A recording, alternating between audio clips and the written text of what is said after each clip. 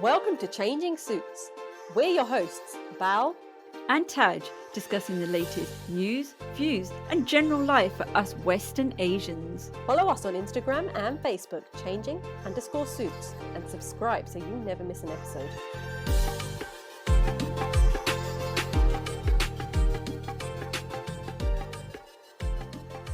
Hi, welcome to Changing Suits. My name's Bal. And my name's Taj.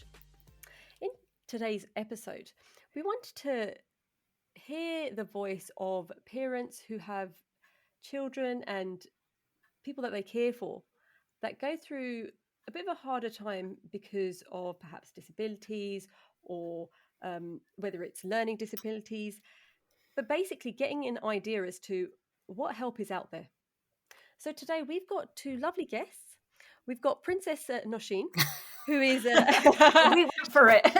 Yeah, Nausheen actually said, don't say, call me that. I was like, well, no, now it's too late. I will be calling her Princess Nausheen. So, Princess Nausheen, and who is the director of Swindon Sends Family's Voice. And we also have the founding member of the organisation, Jacqui. So without further ado, ladies, could we get a bit of an introduction about yourselves and how Nausheen obviously became a princess, and a bit more information in regards to the organisation? Okay, so in January 2018, we set up, myself and a few other parents, we set up Swindon Send Family's Voice, and we are a parent carer forum. So what that is it's there's 151 parent care forums throughout the country, and they were created to bring together parents and carers that have children with special educational needs and disabilities to have a say in the way local services were run. And it's evolved over the past, getting on for 5 years now, from a few parents who work with the local authority and the health services to get parents' voices heard. It's grown into this, I love it, amazing company where we not only work with the local authority and we challenge them, and we don't only work with the NHS and challenge them on where services aren't as parents would like them to be, but we also support one another, and we've created support groups face-to-face, online. We've created a lending library so people can borrow various items from us. And we've just created this all-round culture in Swindon where parents can offer each other peer-to-peer support. My name is Nausheen, just Nausheen for the record. And I'm one of the directors of Swindon Send Family's Voice. I joined over, I think it's coming up to 3 years, and Jacqui literally took me under her wing when I joined. I literally have a passion for helping parents, families support with SEND needs, because my own boys, I have 3 boys, and they actually have additional needs as well. So it's a journey that I've been on, and it was very lonely at the time. So joining this was, our main aim was to actually provide that support, lending ear, that shoulder to parents to actually say, you're not alone, you're not doing anything wrong, it's not your fault, we're actually here to help you. So, that's the reason why I literally joined Swindon Send Family's Voice. It's my passion to help everybody. And we've grown from just a few parents running the organisation to being 13 of us now. And we started off, there was a forum before us that found that they couldn't work so well with the local authority, and that's one of the main reasons we are here, to improve services for families. And so when that relationship broke down, they decided that they no longer wanted to do it. So that's where we came from. A new one needed to be formed, and we formed it. Jacqui, just on that point, and we will go into the services that you offer and the advice that you give parents as well. So Nausheen's mentioned a bit of a personal background as to why she got involved and the reason. Do you have a personal experience, or is it the fact that perhaps you've seen other services and you just weren't happy with how parents were being treated? We're all parents and carers of children that have some kind of additional needs, and additional needs can vary from something quite minor and simple to something really, really complex. So I've got 3 children. They're currently they're aged 19, 15 and 10. But with my 10-year-old, when I was pregnant with him, and bearing in mind that was my third pregnancy and we're kind of old hat, we're used to being pregnant now, we know how it goes. At the 20-week scan, we had this situation where the sonographer was like scanning and looking and not saying anything. And me and my husband were like, that's not how it goes. We weren't saying it out loud, but we were looking and thinking, this isn't right. And she printed off all these pictures and said, oh, I'm just going to go and show this to my colleague. And out she went. And we just were like, oh my God, something's wrong. And she came back in and essentially she said, we can't see part of your child's brain. And of course, your whole world turned upside down in that heartbeat, in that moment. And she said, we're going to refer you to Oxford Hospital and they'll get back to you within about 48 hours. So I thought, okay, we went home. By the time we got home, we'd barely had time to like put the kettle on when the phone rang. So we were like, this is serious because if Oh they wow, really... the NHS phone. Yes. Yeah. I thought you were going to say the 48 hours was out the window and it took 48 days. To be honest, I thought it was going to be longer. No. So the fact that they got back No, to they phoned so quick and we were like, okay, my mum died with cancer several years before then. And I've known that my experience was that if something's serious, they don't hang around. at that minute when you got the phone call, was it on the mobile where there was a number that you didn't It recognise? was on the landline. We literally just got in from the hospital. Okay. So, and this is 2012. So, trying to think back, we did have mobile phones, but they weren't brilliant, were they? I don't think we had smartphones. I don't know. I'm not that old. Now, Tad, Yeah, that's not quite true, is it? we were just like, hey, this is serious then, isn't it? This is not how it goes. And they were like, oh, do you think you could come up to Oxford Hospital for a scan tomorrow? And you think, oh my God. And so what followed was scan after scan after scan after scan, MRIs, you know, the name of that big injection that you have to find out if you've got, I can't remember the name of it now. You know, I don't know if you've got children. Is the Downs one? Amniocentesis, it's called, isn't it? Yeah, had that. We had MRIs. We got sent up to London.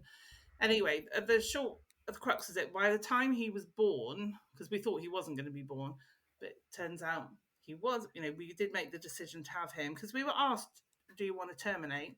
Really traumatic experience for parents to go through. He was born and he was poorly, but we had a diagnosis there and then. So we knew straight away, even before he was born, what the diagnosis was. And then we had a paediatrician. He was referred to occupational therapy, physiotherapy, speech therapy, an eye doctor, everything. Our experience was brilliant. I was going to say, that is... I've heard cases where they haven't had any of that support. And it's been a case of they don't know where to go and they're just struggling. Yeah. But the fact that you had all that support is amazing. It was amazing, yeah. Amazing, yeah. And I thought that that's how it was. And I felt really lucky. And then I heard about this new forum that needed to be formed and I went and joined along. And I thought, yeah, I want to support other parents that are going through the same thing. I can do that. And then you start hearing those stories and you hear... oh, so maybe if your child's autistic, then Nausheen's experience will be completely different to mine. Yeah. Maybe if you've got a diagnosis that's not black and white on an MRI scan, your experience is a bit different to mine. And I just thought, well, that's not fair. So that was all the process that you were talking about. Yeah. What were you thinking mental health-wise? What were you thinking from the start that you found from the scan that your child had this brain condition, would you say? Yeah, rare brain condition. Yeah. What was in your mind? What was going on in your mind? Because you talked about the processes. Yeah, well, I knew nothing about disabilities. I certainly didn't know anything about the brain. But what you start to do is, gosh, you start Googling and learning. And I got frustrated because my son's condition is called cerebellar hyperplasia. I guarantee you haven't heard of that. It falls under the cerebral palsy umbrella, which you probably have heard of. But if you Google it, you get a lot of videos of all these cute cats that have it and they stumble around and fall over and it's all very cute. but you think, well, that's not helpful, and it turns out it's more common in cats than it is in humans. So we just went on this huge journey. I saw your website and I saw that, and I was like, that is definitely going to be the question. So the fact that you've mentioned it, why, out of interest, why do you say that it's more common? Well, it's obviously the fact that it is more common, but how does the condition develop then in humans? It's really interesting because it affects humans in the same way, balance and coordination. So you'll see all these videos of these cute cats kind of stumbling around and then falling over. And then if you Google cerebellar hyperplasia in humans, then you might see some children with walkers, and so they've got aids to help them walk. Okay. And my son Max, he doesn't have that now, but he did take a long time to walk. So it affects children in different ways, and some can be really complex as well. And it can be life limiting, and we feel incredibly grateful that his wasn't. And he seems to be the kind of child that you want your child to get from A to B, and most children generally develop from A to B, but Max will go all the way around the houses, and eventually he's getting to B. As long as he's getting to B, though, right? Exactly, yeah. Just doing it his own sweet time. And it's, when you've had two children before, it's a total different kettle of fish. And like I said, I was just amazed that is not everyone's journey. And I felt really compelled to put that right.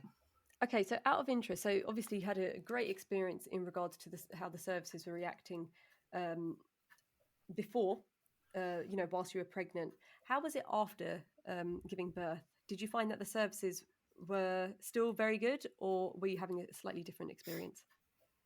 A bit mixed. We've had good stuff and bad stuff, but but I'm a real fighter, and I think you'll find that about parents that have got children with additional needs. We're all fighters, aren't we? And Nausheen's got a big yep, that's a definite. So we'll saying that, I've met a couple of parents a couple of weeks ago, and all of them their child had autism or some sort of condition, and I was amazed. And this might be because I haven't been exposed to children that have had different conditions and stuff. I was amazed at how strong they were, and I just had the most, I don't know, respect for them. They were working, they were full-time mothers, they were continuing supporting their children, and you're like, wow, that is amazing. Amazing. They don't actually realize how strong they actually are. When you're going through it in the moment, you feel alone. There's nothing you're doing. You're not doing it right, kind of thing. But you don't realize, or they don't realize actually, how strong they really are, because you've literally got to fight the world or the services for your child. It's you that's got to do it. Nobody else will do it for you. And Nausheen, we were saying that your child has autism. How did your journey begin? Because I know, hearing from other parents, it can be a difficult journey trying to even getting diagnosed, and even first of all as a parent thinking, okay, has my child got a condition? Am I just overthinking this? Is there something there? Shall I go and seek help? It's almost like an internal battle. With my eldest, he was about 3 when we moved to Swindon, and he actually was non-verbal, but he had speech delays. But I didn't think anything of it because my brother was also, back in the 80s, had speech delays as well. So it's a very Asian mentality that it's all right, he's a late talker, he'll be fine. But when we moved to Swindon and went to nursery, he was kind of compared to the other peers that he wasn't talking. The school was really good. They got people involved, and he got a diagnosis at the age of 4. So I'm talking about 13 years ago at least. It took us about 2 years to get that diagnosis. But again, I was all alone in Swindon. I had no friends. My husband was working full time. It was quite lonely because when we got the diagnosis, the literary pediatrician said, he's got a diagnosis, here you go. And that's it. And it's like, what do I do now? You don't know what you can do to support them. So it was literally a learning curve for me with everything, whether it was the schools or support. It was a learning curve. So my family, very supportive, helping me out. But I literally had to learn everything from experience. I didn't have anything out there. So I think... So was it literally giving the diagnosis on your way, go and find your own journey? Because it sounds like that. Is that what the case was? Yeah, Wow. Jacqui's nodding as well. Yes, literally, that's what it was. So when they said autism, I was like, okay, what is that? And you Google everything and you read it and you think, oh my God, my child's never going to lead a normal life. That is the scary But that's part the of it. first, that's the Yeah. first thing GPs say. Don't Google. But Don't then Google. where else are you meant to find the Meant to information? find, yes. If you don't we Google. find we find as parents we become experts by experience. Oh yes. And Taj, you raised your eyebrow when Nausheen said it took 2 years for her diagnosis. Well, the waiting time in Swindon is over 3 years now. Yeah, I've heard. Yeah. And we've obviously all had COVID to deal with, and that's just exacerbated things even more. The problems were there before COVID, and they're certainly way worse now. Yes. Do you think on that point, I mean, I think our listeners are well aware that we're a family where there are a number of conditions and so on and so forth. Do you think that COVID is now being used as an excuse in some cases? And I know that's a very let's try and get rid of that political correctness. But you are obviously on the other end of the services. How do you feel about that? And I know that's quite a harsh statement. It's difficult, isn't it? Because what's happened is the entire world has been through this massive journey in the last couple of years, and it's made a lot of professionals in the health industry go, well, I've just had a really, really stressful time. I can get paid as well, maybe get some more job satisfaction doing something completely different. So I think a lot of people have changed their jobs.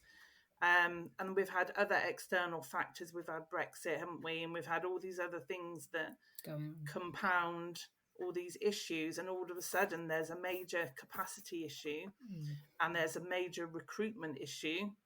And we've got all these positions to fill and not anyone wanting to fill them. And yet we've had 2 years of lots of, the staff being redeployed and things like that. So all these appointments were put on hold. So now we're in this big catch-up phase with not enough staff. So everything's taken so much longer, and things like speech and language therapy. Well, all those little kids missed out on all the interactions. So we're coming out of COVID and we're seeing there's an increase in demand in speech and language therapy. So we've talked about all the services and that side of things, but how are the families coping with it? Because they have to live day to day. What is happening to them? Do they feel forgotten? Is it just carry on and struggle through? I think when COVID happened, I think for us, we know that families needed support anyway. So they needed that support. They were taking few steps to build their courage up to come out. COVID came along, everybody went back in the shadows. It literally felt like that. So we actually started a chat and chill online, literally, because we knew people were at home, families were there, and we started our chat and chill where we would come on with other parents and literally have a cup of tea and talk to them for a good hour, an hour and a half, because we knew that was the only way to reach them. We wanted to do external things, but everything was shut. The guidelines were in place, lockdown was there, and we did the chat and chill just to help them sort of come out the shadows a bit. So since lockdowns have been lifted and everything, we've actually gone back to our other face-to-face meetings, which branches Send, Stay and Play. Jacqui, like said, we have the Send Lending Library for people with support. And we're just trying to reach out as many families as we can. That is the main aim, really. And how well is it being received by other parents that are going through very similar situations as yourselves? I think there is a need there, and parents who do attend our coffee mornings, our branches sessions, they love coming. They love meeting other parents, and we're happy they're there, but we know there's lots of parents who aren't coming still, whether they don't know branches is being held. So we try to advertise it on social medias, via text messages in schools, on our newsletters, e-bulletins that Jacqui does. So we're still trying to reach a lot of parents. There's a lot of parents that we still want to reach. I was going to mention about the schools. When I was looking through your Facebook and doing the research, I realised that they came down to my children's school. But because there's so many messages that go out from schools, you just scroll past it. Yeah. So I suppose even that's difficult, Yes. even reaching out into schools as well. I was just going to say, but we had the whole sort of 2 year period where we weren't able to go into schools, and they took quite a while to start having visitors back in.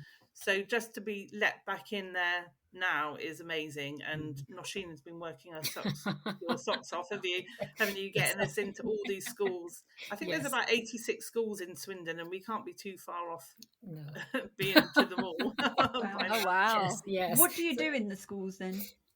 So we literally go out, we have two parent reps who go, we visit the schools and we talk to parents about what we have to offer. Some of them know, oh, we're Swindon Send Families Voice, but they just know the name. They don't actually know what we have to offer. So when we say, oh, we do coffee mornings, we do send, we do branches, and they're like, oh, we didn't know you did all that. So we're talking about our services, what we have to offer. And they're like, oh, we're going to come to that now, can we sign up to your mailing list now? So when they find out about us and hear about us, and schools, it's a good opportunity for actually schools to know as well, because parents heavily rely on schools for support, why things aren't getting done, etc. But then it's their chance for them to reconnect with us as well. So then a lot of parents come through the coffee morning. They start coming to our sessions as well, branches, to stay and play. Coffee mornings at the schools, and it just connects them with other parents. And then, that's the main aim, is to connect them with one another. Do you know what? There's nothing better actually than when you do the school run, especially the secondary school cohort, you drop your kids and you run, or you don't even go with them to school. So to have a coffee morning and meet other parents that are in the same boat that you probably never even met before, there's nothing better than sitting down with your tribe of people that totally understand, because there's no judgment. We all totally get it. I mean, like I said, my son's got a brain condition, Nausheen's got autism, your children's got autism, totally different diagnosis, but we still get on, we still totally get one another. And there's never any judgment, is there? It's just such a nice place to be, just to be able to offload and listen to others and just have that, oh, thank God, I thought my life was odd, unusual, but actually it's just like yours. Yes. So do you think fine. there's enough support in the schools for children that are going through this? Probably never enough support. Yeah, never enough support. And also not enough training opportunities for the teachers and the TAs and the support staff as well. The midday supervisors, the receptionists, the cleaners, everyone that's in the school should have a basic understanding of SEND, of special educational needs and disabilities. And actually, if you had your school managed and in a way that supports children with additional needs, it's better for all children. It's a much more rounded. Yeah, and it makes everyone feel more comfortable. I think it's interesting. I was going to say a bit earlier, I mean, in regards to the coffee mornings, do you get many parents where the children perhaps don't have special needs attending as well and asking those questions? Or is that slightly harder to sort of encourage parents to come in those cases? We've had some parents come, and we encourage them, because sometimes there is just say there's a behavior issue or there's a need, but they don't know what it is, or they're not aware of it. School might be saying something, but family are saying, no, he's fine, he'll grow out of it, kind of thing. So they don't know there's something going on, but we still encourage the school to tell them to come, because they might meet somebody else who's actually going through the same thing, or they might actually talk to us and say, actually, you know what, there is something there, but I'm not sure. So we actually encourage parents to come. We have actually a send room on Facebook, where it's a closed group of actually nearly 1,600 parents now. It's built up over, Jacqui started it, and we've built it up. We work so hard on that Facebook page where parents literally come. You don't have to have a condition diagnosis, but you can, if there's a need, you can join that Facebook. And it's a nice group where parents can actually put that question that, I think this is happening, what shall I do? But it's just that, we want to be able to help those parents who actually think there is a need, but there might not be a need. We just want to support them and just make them feel that, it's not wrong to think why I'm thinking like this. If there's a need, there's other parents there to help you. We're there to support you. Even with my own kids, they do have children in their class who do have special needs. Now, the nice thing is the fact that it does expose them to the fact that they do have special needs. And I have found with my kids and the other kids in the class they become more accepting of the fact that yes, this child does need a bit more help. It might be this, and also it's that conversation with the parents as well, depending on how parents are getting on with each other. Because I've had that conversation with my son, where it's a case of, and my daughter, in fact, where it's a case of, okay, do you play with the child? Oh no, they stay by themselves. Well, then maybe you do need to get them involved. So it does open up that discussion on a wider basis. We'll become a more tolerant society if we behave in a more inclusive way, and Yeah. that's not just about those with SEND. It's about all things, isn't All it? things, yeah. Gender, Anything. race, anything. Yeah. Yeah, it's And what's needed. About similar to what you're saying, my middle son actually was in primary school. He was very quiet, wouldn't talk to anybody, but his classroom mates, about 25 of them at least, were so nice. They would sit with him, they would help him, they would wait with him. He didn't like it. He wanted to actually be by himself because he's quite a closed off person. But they would sit with him. If they once they went on a trip in a restaurant, they sat with him, they waited with him, they talked to him, they called him to parties. So it was really nice where he had a classroom where everybody wanted to be his friend, and it was really nice. And then on that point, as a parent, because I've read a few articles and I've seen a few Facebook posts of parents who have children with special needs, how did that make you feel in the fact that the children were doing that? Yes, it was very nice. It's really touching. It's like you're near brought to tears. But then going on to that, my eldest had the opposite experience. So again, I had two ends of totally different things where he wanted friends, but nobody wanted to be his friend because it's hard for them to sometimes understand because they don't know the social cues. They don't know when to sort of back away or things. So I've had both end of things. So my third one is totally like a social bunny. He's got loads of friends now. So I've had all kinds of things. So it's hard as a parent. You accept the good things, you take the bad with a pinch of salt, and you just move on and learn from it. That's all I can do. And how did you deal with your eldest son going through that experience where he wanted friends and it was because parents and children especially are a hard nut to crack, I guess. Yes. I just encourage him all the time, like he's 18 now and he still has a lot of anxiety because of that, because he doesn't have proper friends. But I kind of just make it positive as much as I can. He's made one really good friend, which they go to the cinema with every now and again. So I said to him, look, you've at least got one, because I think social media, it plays a big part where children these days go on Facebook and say, oh, he's gone out with this. And I go, it's not always true because we know as adults, it's not the same. People say, oh, I woke up like this. No, you didn't wake up like that. We know what you look like when you wake up. I know as well. I know what it's like. So the thing is, social media plays a big part. So we just try to keep positive with him, just try to keep him entertained with the family as much as we can. And that's all I can do, really. It's upsetting to see him like that. We get tears, we get upsetting, but it's just one of those things. It's literally out of my control. There's nothing I can do about it. My son is just absolutely as cute as a button. He wraps all grown-ups around his little finger. He hasn't got a mean bone in his body. But when it comes to friendships, everyone seems to like him. And when he was teeny tiny and they, birthday parties were like, oh, we invite the whole class because it's their first main birthday party or something, he would go to these parties. But as he got older and the parents were like, oh, we can only invite 6 of your friends, he was never in anyone's top 6. Yeah. And so that's the hardest thing as a parent, because you have to console your child. And he would just, the thing that breaks my heart though is he just goes, oh, that's okay, I'll just go trampolining on my own. And it's absolutely heartbreaking. This is a question in that case, because it's a question I've a debate or a conversation I've had with a few of my friends. Would you then therefore say to parents who have children with special needs to send them to schools that are more adapted and have the training to work with children with special needs? Or would you say no, public schools where they can be included with the mainstream? I've got a strong opinion on this. I know, I'm sure. I know, that's why I asked you, because this one is it. actually a really important subject for a lot of parents. So it's our legal right that our children go to get a mainstream education, and that school should adapt its provision to have my child go in there. So we've got a national problem where there are not enough specialist school places for children with additional needs. So I want those children that really need those places to have those places. And I want children and the families that want their children to be in a mainstream school to have the provision in place within the mainstream school to support our children.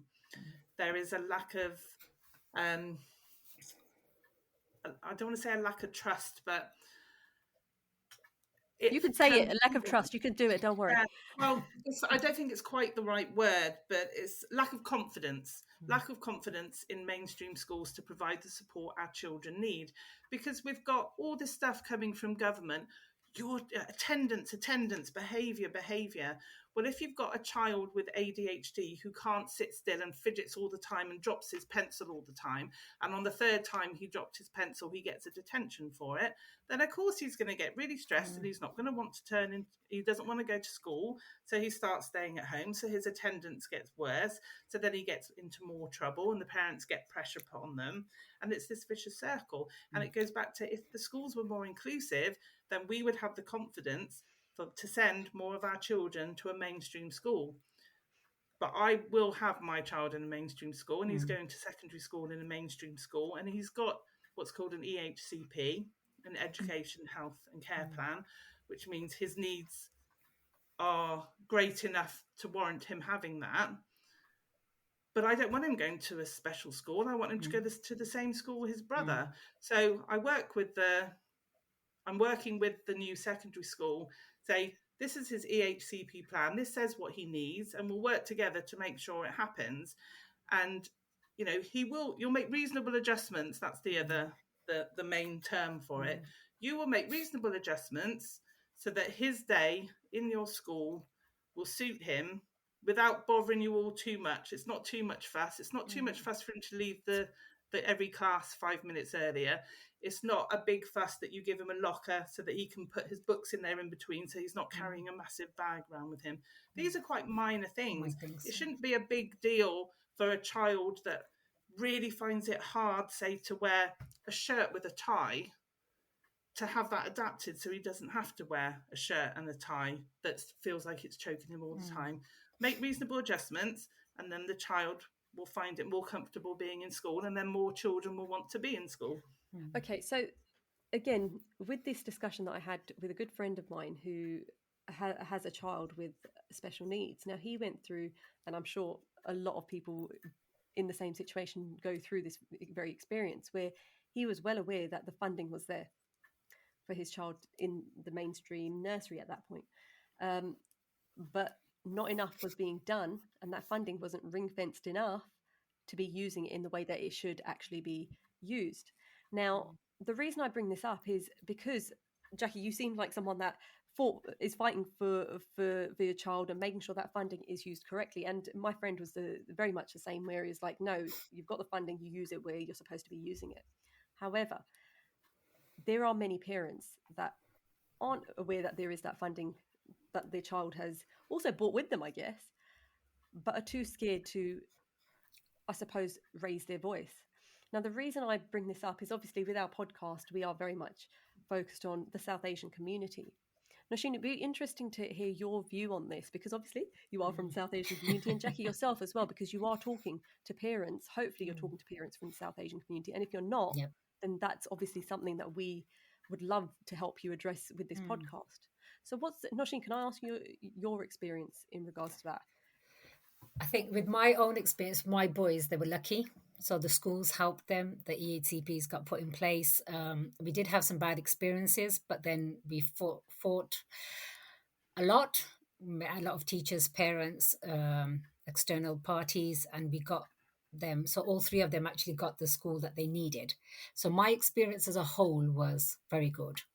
But I know, like you said, there's many parents who don't understand that. You know, what the school says goes. Oh, he doesn't belong in a mainstream school. Okay, fine. Yeah. Okay. He doesn't need to come to school. So this, I know from my own that I've been working with as my participation engagement role, where I've met parents where they are on part-time timetables still for past 2 years. They're still doing only 2-3 hours a day, but they should be in full time. So again, the parents do not understand their rights. They just go with what the school is saying.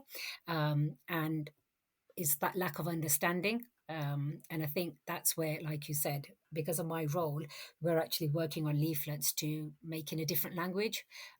We've done Urdu at the moment. My husband was very good on Google Translator and translated it all for me. So we're working on for languages like Bengali, Hindi, Konkani, Goan, because we know that there's a lot of parents who lack, they say they don't know how to speak English, but when I speak to them, they have a proper conversation, but they're like, but I'm not speaking good English. I go, but I can understand you. If I can understand you, that means you talk, but they don't have that confidence to raise the voice with school. And I think sometimes we find some schools don't support them, but then you find some schools who are really eager to get us in to help us help those parents because they know there's a need.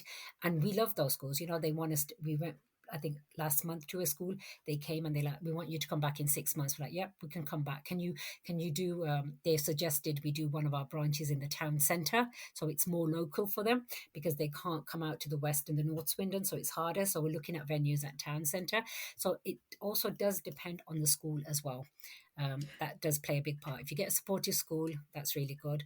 And I think some schools do play on some parents where they don't have that understanding. It's not good, but some schools do it.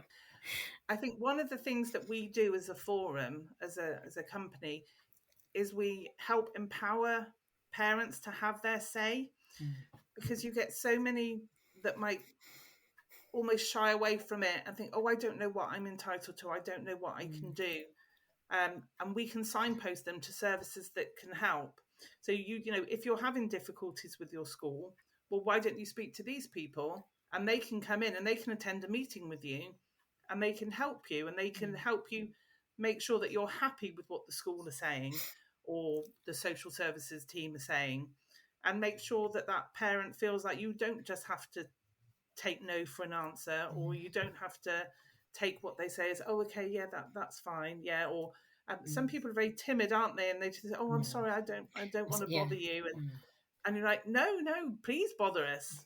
Yeah, everyone, we're very passionate that every child and young person should be able to live the best possible life for them. I went to this really amazing like conference thing where this woman said, all I want is for my child to live a gloriously ordinary life. And I just thought, that's so true. If he wants to be a spaceman, you know, I'll help him be a spaceman. He might not end up being a spaceman, but if that's what he wants to be, I'll encourage him until he decides, actually, no, what he wants to do last year is work in McDonald's. What he wants to do this year is save the world. And I just think he's such an amazing little character to come up with such different things. And I just say to him, whatever you want to do is fine, and we'll support you to get there. Do you think the fact that parents are too, well, it comes down to confidence, and I'm well aware, I mean, with my parents being first generation in the UK, I know how big a role confidence does have on speaking up and raising their voice. Do you think it's also an authority thing where schools are put on a pedestal like they should be? I mean, they've got your child where they are educating them, and whatever the school then says is very much that is the law, that is how it should be, and that's why they don't speak up. What do you think? I think it's more about lack of awareness. I think lack of knowing what your rights are. I think, again, I agree with what Jacqui's saying. I think it's lack of understanding. And it's a bit of both. Like, I know some schools who help support those parents, even though they don't know how to speak up. So it's a bit of both.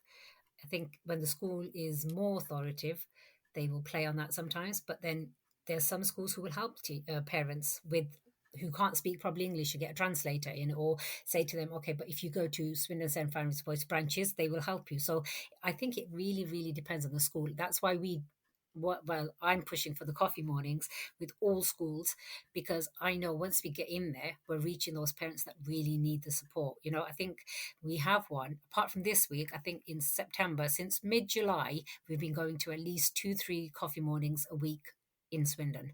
And I think from next week onwards, again, we're booked out again. We're taking bookings for December onwards now, because we want to be reaching out to all schools and just to tell them what we're about and what we're trying to do.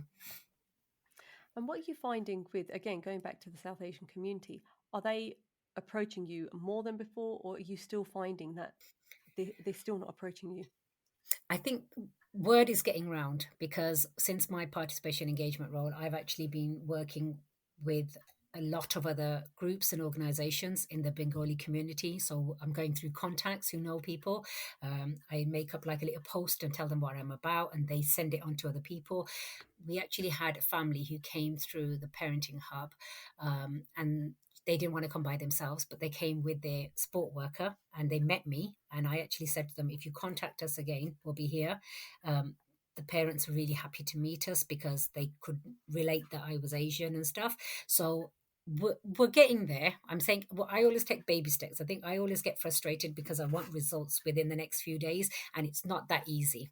I have to give them time, but we are spreading the word as much as we can. Like I'm working with the councillors, with another council, Rapi, her name is, she's actually in the Borough Council for West Swindon.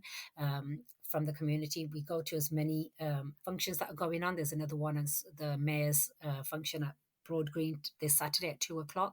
We're going to be there again. We do the bazaar, which the Ilm Hub do. So I go always to the events, whether it's as a SSFE member, but I'm always there to represent them, because if I know there's somebody there, I always give our details and our leaflets out. So my ears and eyes are always on the radar to just reach out as many parents as we can. And just one thing that I was going to ask earlier, but as we get on with this podcast, we always end up going in a different direction. What is it that motivates you two ladies doing the absolutely fantastic work that you're doing? Because I can't imagine how hard it is to be in your shoes and, you know, having to deal with those, you know, those cries from your kids if they're not getting the friends, or you know, the other things that you're going through. What motivates you to help other parents? Oh God, Jacqui, you want to go first? I just want everyone to have the same opportunities, and what we're all really good at as Sen parents is that we're really good at celebrating the tiny moments, you know, like when your child does something that you might, or you know, a mainstream parent might think that's totally insignificant, like if your child ate a bite of a banana or something, and you'd be like, you go on the Send Room, which is our closed group on Facebook, and just shout it out. Oh my God, my child ate a banana for the first time and he's like 14 years old. Like you might, and a typical parent might be like, okay. Whereas everyone's like, you ate a banana, this is amazing. Yeah. You know, so it's little moments like that. And also when I first started in this job, I had a friend who was in marketing and she was helping us with the branding and stuff.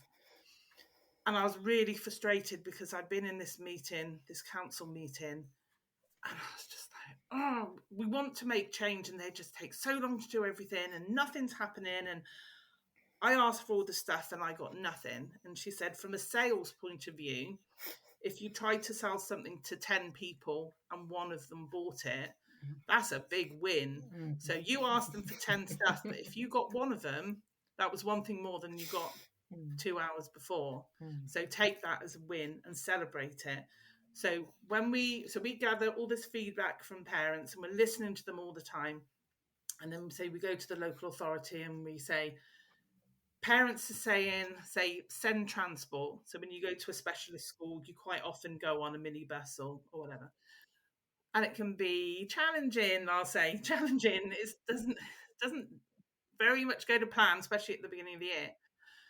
So when we then work quite intensely with the council and with the local authority and say, you know, parents are saying this, and this, and then we work together and then we achieve something new and we feed that back to the parents, we're able to say, look, you sharing your experience with us was worth it, because look, this is the result. You were listened to, and this is the outcome. And it's just that moment that's just brilliant. Absolutely brilliant, and nothing beats that. And if you speak to loads and loads of parents, and you reach that one parent that you know has never been helped before. She's so alone, or he, so alone, feeling isolated, didn't know that any of this stuff was out there. And she spent 1 hour with us, and she's gone away going, oh, with all these, like, oh, I can contact Aiming High, who can help me with respite care, and oh, I can ask the Senko for this, and oh, I can challenge this, and oh, I can go to this group, and da, da, da. And they've gone away feeling like, oh, I've just learned all this stuff. And you think, oh, I just taught you all that stuff. And that's the really good feeling. Yeah. So Nausheen, so what is it that gets you to help other parents and be involved in this organisation when you've got so much on your plate already? I think for me, that motivates me the most is because I've been through this experience myself. I actually want to help everybody else as well. I want to actually make sure that they don't go through what I went through. And I actually want to be that person in my generation to make that change. So I want to be that person in this generation that has that understanding of special education needs and disabilities. I want to be that person who actually understands where they're coming from. I want to be able to signpost them. I want to be helping them. I don't want to be that person like, oh, he'll be fine. Like the older generation, whether it's our mum, parents, grandparents, that generation where it said, there's nothing there. Your dad was the same when he was younger. I don't want to be that generation. I want to be that person in this generation that actually helps other people. And I want to show others that you can help each other. I think in this world, what they say is that, if you can't do anything else, just be kind. I think I want to spread that motto out to everybody because kindness goes a long, long way. And like Jacqui said, when we help those parents and we get these lovely comments back, we don't do it for the money, do we, Jacqui? We literally do it for the satisfaction that we get from ourselves. When parents come back to us and say, thank you so much for helping me out. Thank you for listening to us. I was crying all night and you've given me light at the end of the tunnel. It's that words that we hear that make it worthwhile, that we do our job and we keep plodding along, even though we have so much on our plate and we still have things going on in the background with its work and family. But we just don't want to give up, literally. And I think we work with such a good team in Swindon St Family's Voice that we can offload on each other, and that makes a big, big difference, because I think otherwise we wouldn't have been able to do other things. And we know we're doing a good job because we're reaching out to other people and we're connecting with, like, even you guys. You guys came by chance. I came across you guys by chance and we saw you, and then I said, oh, let's do a podcast. And I said, Jacqui, do you want to do it? She's like, okay, we've never done one before, but I thought, why not? Let's try it. If we can reach more people, that's what we want to do. That's the main aim. That's what motivates me to do it. And I think if I could just say one more point about that, is that in the Swindon area, there's something like 8,000 children that have some kind of additional need. And so we've got a following on our main Facebook page of somewhere around sort of 2,600 people. So you can see we've got some way to go. We've come this far in getting on for 5 years now, but we've still got that number to reach. And we support families from 0 that have children aged 0 all the way up to 25. So we just keep plugging that message, reaching as many people as we can, because I think our overarching aim is to not have a single parent or carer in Swindon that feels alone.